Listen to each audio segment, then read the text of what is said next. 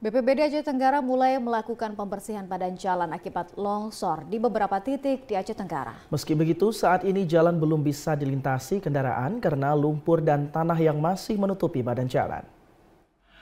BPBD Aceh Tenggara bersama jajaran TNI Polri dan warga mulai membersihkan badan jalan akibat longsor yang melanda 1 hari yang lalu.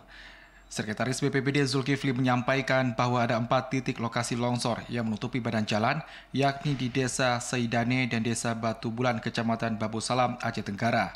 Zulkifli menambahkan untuk pembersihan longsor saat ini sudah dilakukan tindakan awal dengan pemotongan sejumlah kayu yang bertumpukan di badan jalan. Selain itu, pihaknya sudah menunggu alat berat untuk membersihkan badan jalan dari lumpur tanah yang masih menutupi badan jalan, sehingga saat ini jalan tersebut belum bisa dilalui oleh kendaraan. Longsor ini terjadinya tadi malam, kira-kira pukul 4 tadi malam, waktu Indonesia Barat terjadi longsor ini, maka menyebabkan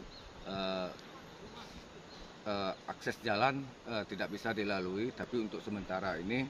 Untuk penanggulangannya gimana nih dari BPBD ini, Pak? Ya, untuk sementara penanggulangannya, kami dari BPBD menurunkan singsu untuk memotong kayu-kayu yang ada di sini sambil menunggu alat berat kami turun ke lokasi ini.